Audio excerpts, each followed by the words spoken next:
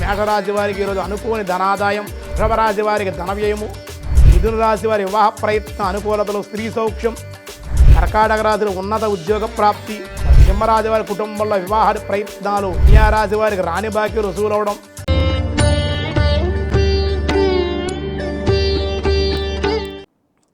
పద్మహాసనే పద్మకరే సర్వలోకైక పూజితే నారాయణ ప్రియే దేవి సుప్రీత భవ సర్వదా.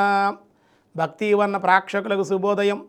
7/8/2026 స్వస్తి శ్రీ చాంద్రమాన శ్రీ పరాభవనామ సంవత్సరం దక్షిణాయనం గ్రీష్మ ఋతువు ఆషాఢమాసం కృష్ణపక్ష నవమి శుక్రవారం.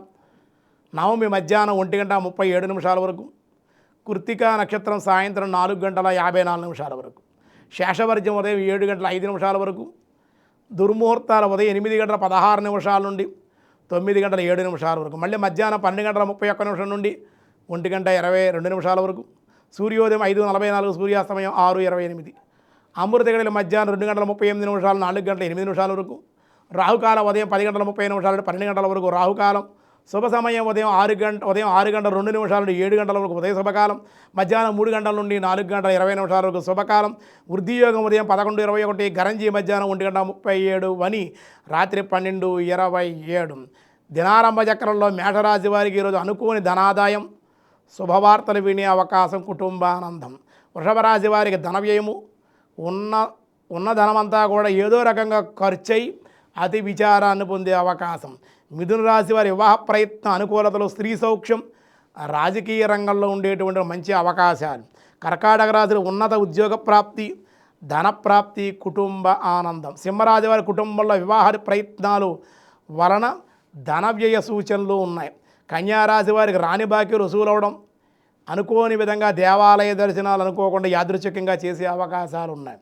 తులారాశి వారి మిత్రులతో, బంధువులతో విందు వినోదాల్లో పాల్గొనే అవకాశం ఉంది. వృశ్చిక రాశి వారి కోర్టు వ్యవహార లాభాలు, స్త్రీ మూలకంగా విరోధాలు, సమస్యలు ఉండే అవకాశం ఉంది. ధనుసు రాశి వారి భూగృహ మూలకంగా లాభాలు, ఆనందంగా ఉంటారు. మకర రాశి వారి పెద్దలతో పరిచయాలు ఉంటాయి, దానివల్ల కొన్ని ప్రయోజనాలు, ధనప్రాప్తి కూడా ఉండే అవకాశం. కుంభరాశి వారి బంధుమిత్రులతో వ్యాపారంలో జాయింట్దారులతో పడి విరోధాలు, సమస్యలు ఉంటాయి. వ్యాపారంలో అధిక పెట్టుబడులు వెళ్లకుండా ఉంటే మంచిది. మీనరాశి వారి స్త్రీ మూలకంగా లాభాలు, వ్యాపార మూలకంగా నష్టాలు, అనుకోని అనవసర ప్రయాణాలు కూడా ఉండే అవకాశం ఉంది. నవమి శుక్రవారం కాబట్టి సాధారణమైన వ్యవహారాలకే అనుకూలం.